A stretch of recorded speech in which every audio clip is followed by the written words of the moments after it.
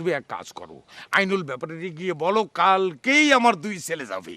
জি বড় মামা, আমি অ্যাডভান্স করে সমস্ত মানে ব্যবস্থা করে ফেলতেছি, আপনি কোনো চিন্তা করেন না। তুমি শুধু চ্যাম্পিয়ন মাস্টারই না, তুমি চ্যাম্পিয়ন ঘটকও বটে। থ্যাংক ইউ বড় মামা, আমি ট্রাই করতেছি মানে মানে ফুললি আপনারা হেল্প করার জন্য। থ্যাংক ইউ, আসি। আসসালামু আলাইকুম। আসসালামু আলাইকুম বড় মামা। সরি, রাস্তাগুলো ব্লক হয়ে আছে।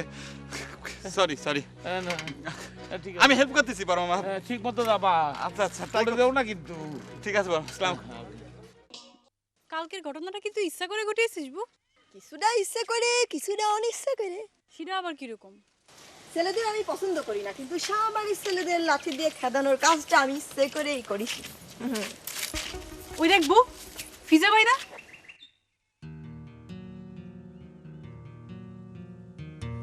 তোর বিবাহের কথা শুনে যা মনে কষ্ট পেয়েছে, আমাদেরকে তো বিট্টিয়ার বানা শিখিয়েছে। কেন? মানে বুঝাতে চেয়েছে তুই একটা বিট্টিয়ার।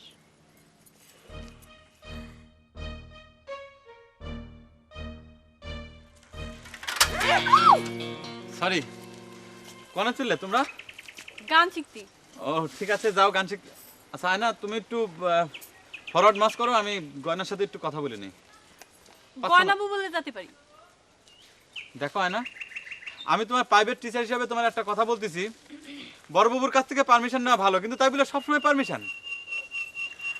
ঠিক আছে আয়না, তুই একটু যা।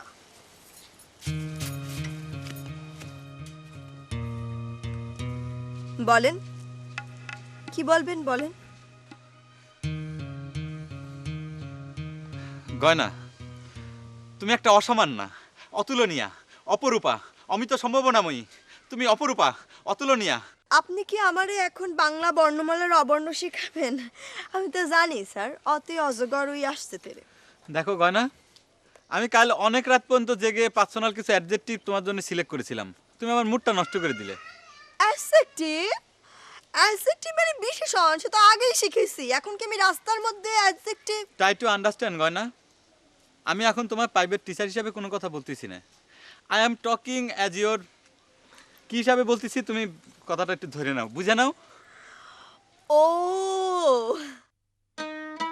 এই তো, এই তো তুমি ক্লিয়ারলি বুঝতে পারিছো। আমার যে কি ভালো লাগতেছে গয়না, আমি তোমার বুঝে বলতে পারবো না। কেন?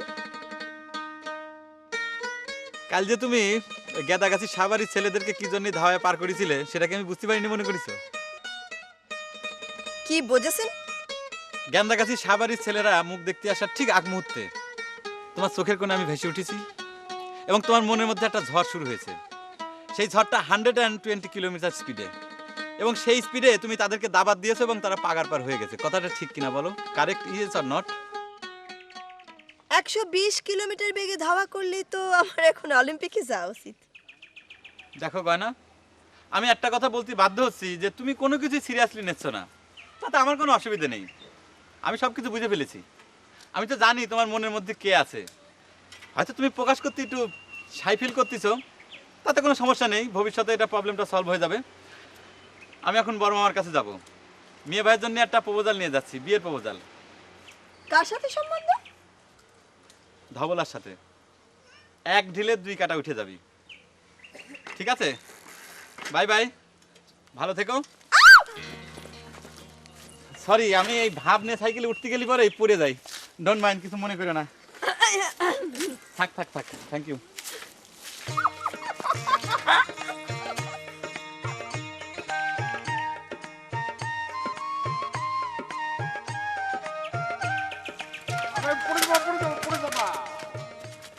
সালাম আলাইকুম বড় মামা।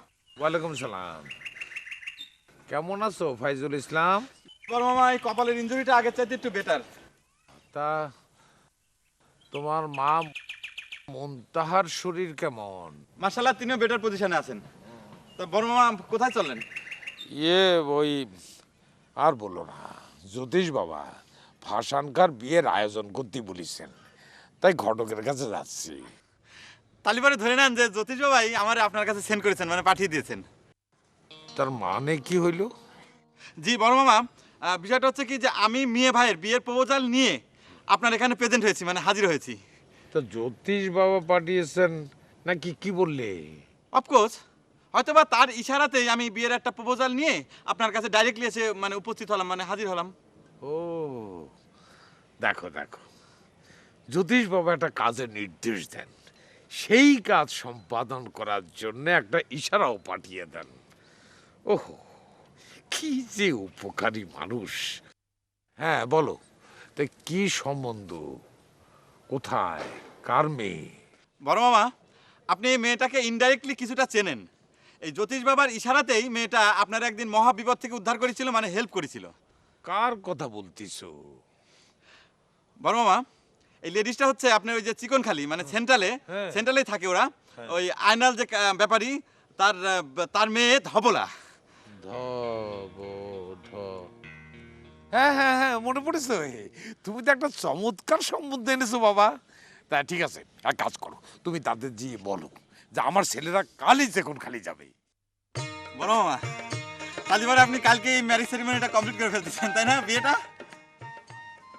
বিয়ে বলতেছো কেন? আহ! মেয়ের মুখ না দেখে বিয়ে হবে কি করে? বড় মামা, মুখটা দেখা সারা, মানে মেয়ের ফেস কাটিংটা তো খুব ভেরি ফাইন। মুখ দেখতে যাওয়া মানে কি? হ্যাঁ, শুধু ফেস কাটিং দেখতে যাওয়া? মেয়ের বাড়ির পারিবারিক আচার আচরণ, আপ্যায়নের কোয়ালিটি, অনেক কিছু। জি বড় মামা, আমি আপনার একটা পার্সোনাল ইনফরমেশন দিচ্ছি। ওই যে ধবলা লেডিসটা হচ্ছে আমার মানে ডাইরেক্টলি ফেভারিট স্টুডেন্ট। আমি তার খুব ভালো করে জানি এবং হারে হারে চিনি, এবং her family quality is good, very good, so much good you can tie. তুমি জানলি তো হবে না, বিয়ে তো আর তুমি করবা না। প্রশ্নই ওঠে না বড় মামা। বিয়েটা ভাসান করবে, তাকে জানতে হবে। তুমি এক কাজ করো, আইনুল ব্যাপারে গিয়ে বলো কালকেই আমার 2 ছেলে যাবে। জি বড় মামা, আমি অ্যাডভান্স করে সমস্ত মানে ব্যবস্থা করে ফেলতেছি, আপনি কোনো চিন্তা করেন না। তুমি শুধু চ্যাম্পিয়ন মাস্টারই না, তুমি চ্যাম্পিয়ন ঘটকও বটে। উ I love you more than I can say. জি বড় মামা, আপনি কি আরো কিছু বলবেন ইংরেজিতে? না না না, এটা হচ্ছে পিতা পুত্রকে নিয়ে একটা গান। তুমি আমার পুত্রের মতো। থ্যাংক ইউ বড় মামা, আমি ট্রাই করতেছি মানে মানে ফুললি আপনারা হেল্প করার জন্য। থ্যাংক ইউ, আসি। আসসালামু আলাইকুম। আসসালামু আলাইকুম বড় মামা। সরি, রাস্তাগুলো ব্লক হয়ে আছে। সরি সরি, আমি হেল্প করতেছি বড় মামা। ঠিক মতো যাবা। আচ্ছা আচ্ছা, করে দেও না কিন্তু। ঠিক আছে বড়, আসসালাম।